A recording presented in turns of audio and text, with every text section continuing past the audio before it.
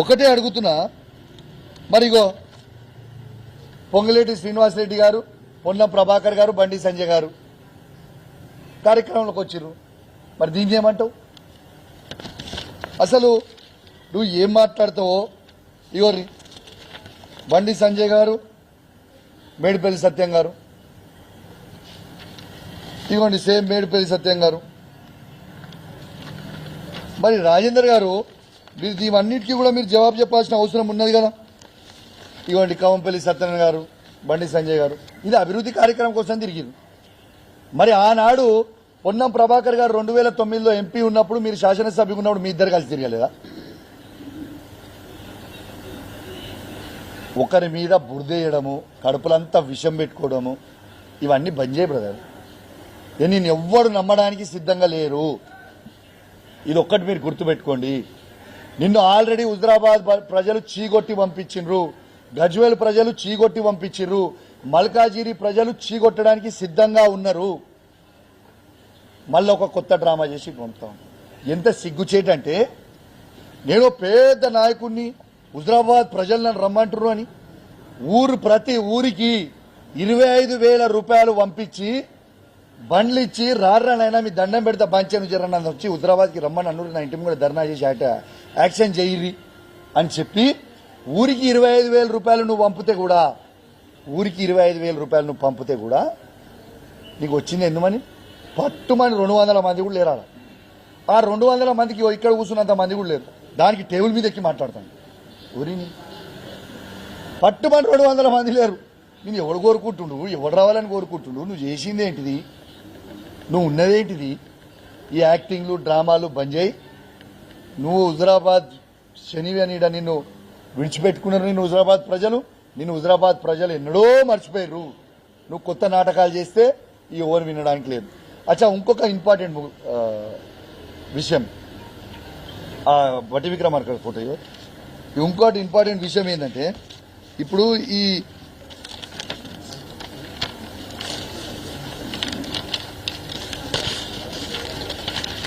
మరి నేను ఇంకొకటి కూడా అడుగుతా ఉన్నా. ఇలా బట్టి విక్రమార్క గారి కారులో నువ్వు కలిసి ఈ ప్రోగ్రాంకి పోయినావు. ఇది నీ అఫీషియల్ అకౌంట్లోనే నువ్వు పోస్ట్ చేసుకున్నావు. పోయినప్పుడు మరి ఇదే బట్టి విక్రమార్క గారు బీజేపీ అధ్యక్షుడైన రామచంద్రరావు గారిని, ఆయన అధ్యక్షుడు అయిన రోజు రోహిత్ వేముల కేసులో ఆయన ఇన్వాల్వ్మెంట్ ఉంది, ఆయనకు ప్రెసిడెంట్ ఎట్లిస్తారు అని బట్టి విక్రమార్క గారు ఆ రోజు విమర్శించిండు. మరి ఈ బట్టి విక్రమార్కతో తిట్టించింది నువ్వేనా మిస్టర్ ఈటల రాజేందర్ అని నేను అడుగుతా ఉన్నాను.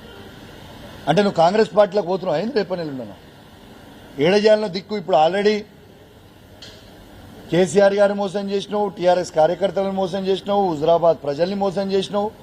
ఇప్పుడు నిన్ను నమ్ముకుని వచ్చిన టీఆర్ఎస్ ఇచ్చిపెట్టి బీజేపీలోకి వచ్చిన కార్యకర్తలను మోసం చేసినావు. ఇవాళ రేపు ఎల్లుంటో బీజేపీని కూడా మోసం చేస్తావు. ఇంత మోసపోయిన చరిత్ర నీది. అంత దారుణమైన చరిత్ర పెట్టుకున్నా చరిత్ర తెలుసా? నీ చరిత్ర ఎవరు తెలియదా బాబు? నువ్వు చీటర్ అని తెలుసు,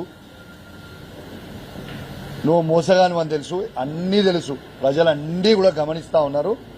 ఖచ్చితంగా మళ్ళా కూడా నేను చెప్తా ఉన్నా, హుజరాబాద్ గడ్డ మీద కూర్చొని చెప్తా ఉన్నా, 5 మండలాల్లో 5 జెడ్పీటీసీలు గెలిచేది బీఆర్ఎస్ పార్టీయే, 5 ఎంపీపీలు గెలిచేది బీఆర్ఎస్ పార్టీయే, ప్రతి గ్రామంలోకి ఎంపీటీసీ గెలిచేది బీఆర్ఎస్ పార్టీయే, ప్రతి వార్డు మెంబర్ గెలిచేది బీఆర్ఎస్ పార్టీయే, ప్రతి సర్పంచ్ గెలిచేది బీఆర్ఎస్ పార్టీయే, ప్రతి కౌన్సిలర్ గెలిచేది బీఆర్ఎస్ పార్టీయే, ప్రతి చైర్మన్ గెలిచేది బీఆర్ఎస్ పార్టీయే.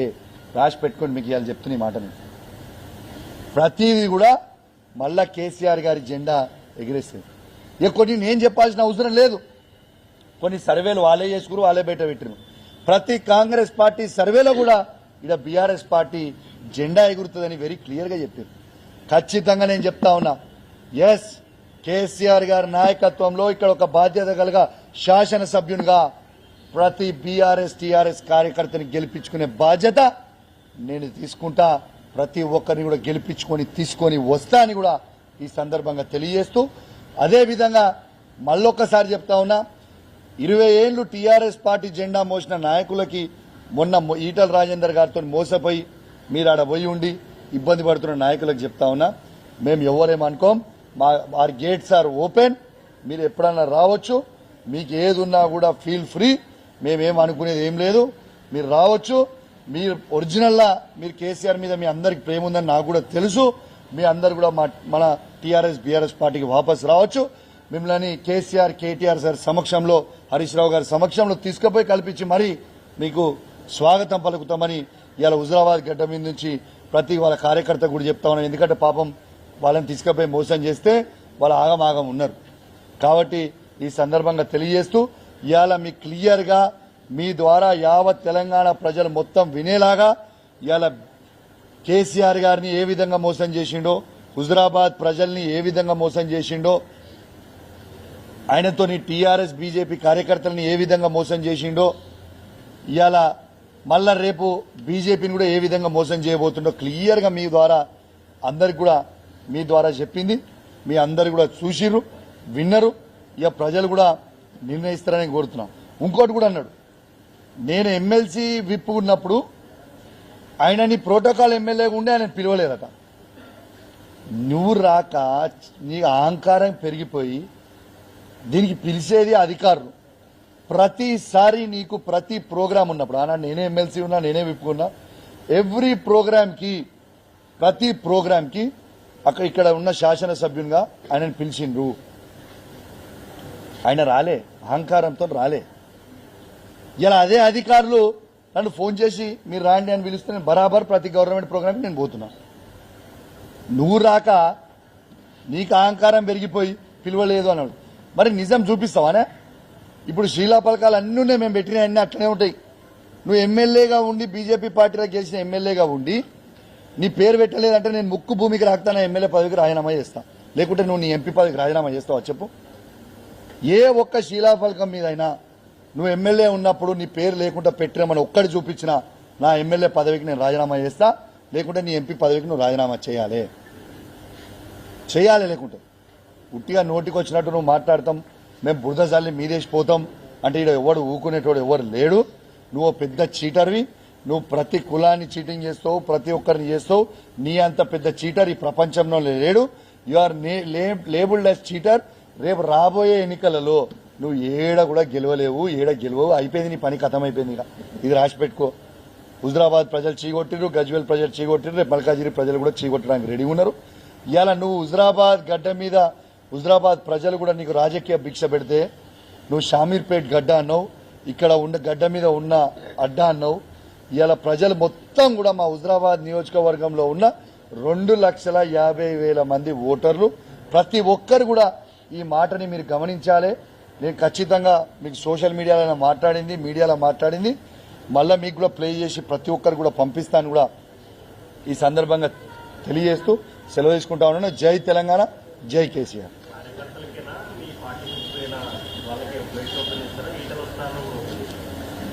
బ్రదర్, ఈటల వస్తా అంటే ఓపెన్ చేస్తారా చేయ అనేది నా పరిధిలో లేని అంశం. అది మా నాయకుడు కేసీఆర్ గారు, కేటీఆర్ గారు, హరీష్ రావు గారు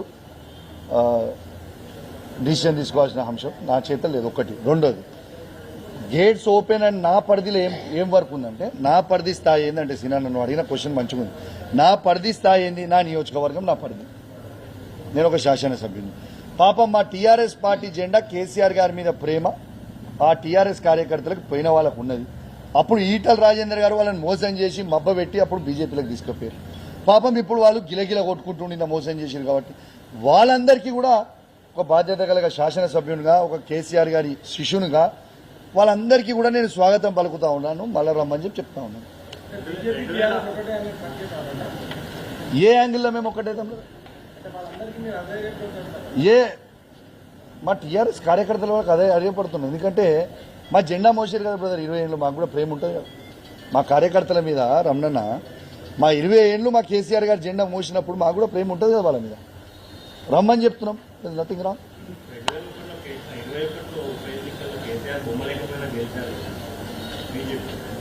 బ్రదర్, అది ఏదో ఆనాడు ఏదో జరిగిపోయింది ఫ్లూక్లా. కానీ మొన్న 2023లో అదే హుజరాబాద్లో మళ్ళీ ఆయన ఓడగొట్టింది కదా. ఇంత యాంటీ వేవ్లో కూడా ఏదో ఉట్టిగా 500,000తో గెలవలే కదా, 17,000తో ఓడగొట్టినాం. ఇంకేం కావాలి దానికంటే పెద్ద ఆన్సర్ కాదా?